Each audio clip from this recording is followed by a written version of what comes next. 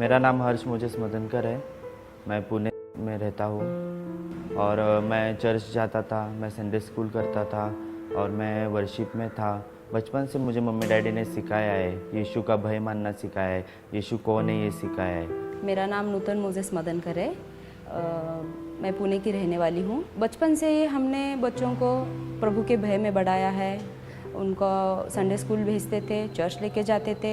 उसके बाद जैसा मैं एक मेरा जब टीन एज होने आया, तभी मुझे बाहर दोस्त लोग मिल गए, संगति मिल गई बाहर, तो मैं वो संगति में ज़्यादा रहने लगा। वो ड्रग्स लेता था, इंजेक्शन लेता था और कई बुरी तरह के नशे करता था। तो बाद में हमें पता चला, तो हमने बहुत उसको समझाया, तो बेटे ऐसा नहीं करना है। तो वो सुनता था और छोड़ देता था। उसके बाद में 2 साल तक का उसने हमें बहुत तंग किया। मैं दोस्तों में रहने लगा। मेरे को वो जो लाइफ था, जो नशे वाला लाइफ था, वो मुझे बहुत अच्छा लगने लगा था। लेकिन वो लाइफ में बिल्कुल भी मुझे शांति नहीं थी। हर वक्त मम्मी के साथ झगड़ा, हर वक्त बहन के साथ झगड़ा, मुझे बिल्कुल शांति नहीं थी। मैं हर वक्त नशे में रहता था। मैंने ड्रग्स किया, मैं दारू पीता था, मैं सिगरेट पीता था, मैं सब नशा करता था, मैं इंजेक्शन्स लेता था, मैं मेडिसिन्स खाता था। और मैं उसके लिए लगातार उपवास प्रार्थना करती थी और प्रभु के पास मैं रोती थी कि प्रभु, जो मेरा बेटा था, जो पहले वाला मेरा बेटा था, जो तेरी सेवा कार्य में था, वही मेरा बेटा मुझे लौटा। प्रभु ये गलत रास्ते में है, प्रभु इसको वापस लेके आ। मैं बहुत रो रो के प्रभु के पास प्रार्थना करती थी। मेरे मम्मी और मेरे पास्टर मुझे हर वक्त समझाते थे। पास्टर हर वक्त मुझे समझाने आते थे, मम्मी को कॉल करते थे, मुझे हर्ष से मिलना है। लेकिन मैंने अगर पास्टर का नाम सुना तो मैं घर से भाग जाता था, क्योंकि मुझे नहीं मिलना था पास्टर से, क्योंकि वो मुझे समझाएंगे, मुझे वो नहीं चाहिए था। इसलिए मैं पास्टर से भागता था बाहर।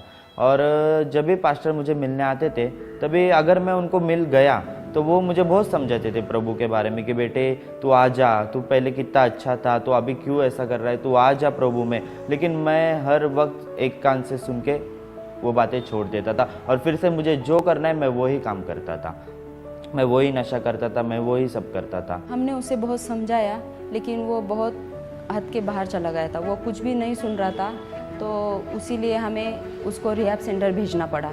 तो मैंने उसके 1 महीने के लिए उसको मैंने रिहैब सेंटर भेजा। फिर वहाँ मैं उसको 1 महीने के बाद मिलने गई, तो उसने मुझसे प्रॉमिस किया कि मम्मी मैं सुधर गया हूँ, मैंने प्रार्थना भी की है, मैं अभी से नहीं करूँगा। और मुझे बहुत दया आई मेरे बच्चे पे, बहुत रोने लगा, गिड़गिड़ाने लगा कि मुझे यहाँ से निकालो मम्मी। तो मैं उसको लेके आई घर पे। उसने मेरे को प्रॉमिस किया, उसने मुझे ये भी बताया कि मैंने प्रेयर किया, मम्मी मैं अभी से नहीं करूँगा। लेकिन बाहर आने के बाद मैं फिर से वही मोड़ पे गया, मैं फिर से वही दोस्त लोग में गया, मैं फिर से वही नशा करने लगा। फिर मैं वापस बहुत परेशान हो गई और इस परेशानी में मैंने 2 साल कैसे बिताए मैं बता नहीं सकती आपको। मेरी मम्मी बहुत दुखी रहती थी, हर वक्त मम्मी प्रेयर में रहती थी। मम्मी ने मुझे हर वक्त समझाया, लेकिन मैंने सुना नहीं। मैं सुबह 4 बजे उठती थी। मुझे ऐसा लगता था कि मैं अभी बात करूं कि सब लोग सोए हैं, सिर्फ प्रभु मेरी आवाज़ सुने। और मेरे बेटे के लिए मैं प्रभु के पास रात में उठ के प्रार्थना करती थी और मैं कहती थी प्रभु, जो मेरा बेटा था वही मुझे वापस लौटा। मैं लगभग प्रभु से 2 साल दूर था और 2023 में मैं 17 नवंबर को, जब दिवाली हो गया 17 नवंबर को, मैं एक फटाका फोड़ने गया जो ऊपर आकाश में जाता है, वो मैं फोड़ने गया और वो फटाका सीधा वो जगह पे ही फूट गया और उससे मेरा पूरा चेहरा बर्न हो गया और मैं पूरा उड़ के एक कार को मैं ठोका और नीचे गिरा। मेरा पूरा फेस, पूरा चेहरा मेरा सूज गया था और मुझे पूरा नाक से खून गिर रहा था, पूरा मुंह से खून आ रहा था। मेरे दोस्त लोग ने मुझे उठाया, मुझे हॉस्पिटल लेके गए। जब मेरे बेटे का दोस्तों का फ़ोन आया कि हर्ष गिर गया है, तो उन्होंने मुझे ये नहीं बताया था कि वो जल गया है। गिर गया है बताया तो मैंने सोचा कि कहीं से गिर गया है, गाड़ी से वगैरह थोड़ी लगी होगी। तो वो लोग हॉस्पिटल में लेके गए और मैं वहाँ पे पहुँची। मैंने अंदर जाके जब हर्ष को देखा तो उसका चेहरा इतनी बुरी तरीके से जला हुआ था, तो देख के मैं पूरी तरह से वहाँ पे बेहोश हो गई। मेरा आई जो है पूरा इधर चिपक गया था। जैसे डॉक्टर ने बताया था कि वो फटाके की वजह से, जलने की वजह से एक आँख में इतनी गहरी चोट लगी हुई है कि उसका एक लेफ्ट आई उसको हमें निकालना भी पड़ेगा, ऐसा भी बताया था। तो उसके लिए मैं बहुत रोई कि अगर मेरे बच्चे का एक आँख चला जाएगा तो प्रभु क्या वो कैसे लाइफ जिएगा आगे का, क्योंकि मैं एक माँ हूँ।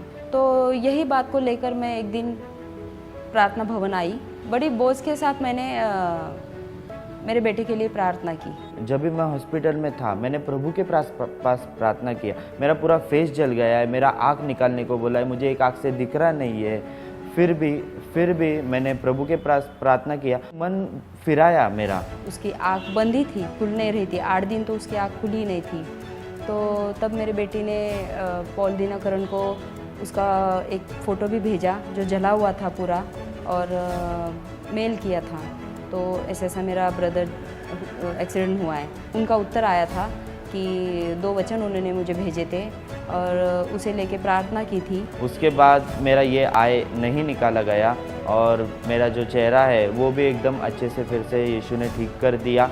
उसके 3-4 दिन बाद मुझे हॉस्पिटल से डिस्चार्ज किया। मैं घर पे आया और तभी मैंने मम्मी से कहा था कि मेरा चेहरा कैसा भी रहने दो, मुझे आँख से अगर नहीं दिखा तो भी चलेगा, मेरा चेहरा अगर कुछ भी हो गया तो भी मुझे चलेगा, लेकिन मैं प्रभु को नहीं छोड़ूंगा क्योंकि प्रभु ने मुझे बचाया है। आज मेरा बेटा बहुत अच्छे सेवा कार्य में है और बाइबल पढ़ता है, चर्च में वर्शिप लेता है, पास्टरों के साथ गाँव प्रेयर जाता है और उसके लाइफ में वो बहुत खुश है। उसकी शादी भी हो गई है।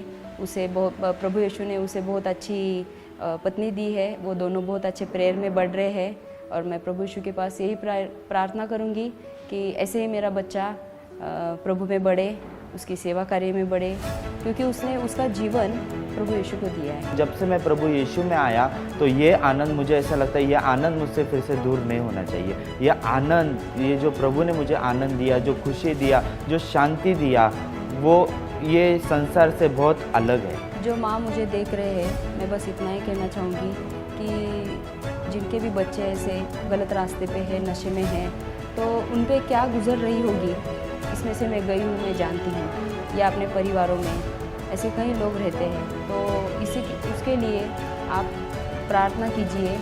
चाहे सिचुएशन कैसी भी हो, आप प्रार्थना करना ना छोड़िए और लगातार आप प्रार्थना करिए और विश्वास रखिए प्रभु यीशु पर। एक ना एक दिन वो बंदा बदल जाएगा, आपका बच्चा बदलेगा, आपके परिवार में चाहे जो भी हो, वो एक ना एक दिन बदल जाएगा। जैसे मेरा बच्चे में बदलाव आया। आज जो जवान लोग मुझे देख रहे, जो शराब में हैं, जो नशे में हैं, जो सब दुख में हैं, मैं ये सब बातों से गुजर चुका हूँ और मुझे आपसे यही कहना है, अगर आप सोचते होगे कि मैं इससे छूट सकता हूँ, मैं इससे दूर जा सकता हूँ, मैं शराब छोड़ सकता हूँ, तो ये चीज़ अपने से कभी नहीं हो सकती है। ये चीज़ करने के लिए हमें सिर्फ प्रभु यीशु को पुकारना पड़ता है और प्रभु यीशु ही हमें इससे दूर कर सकता है।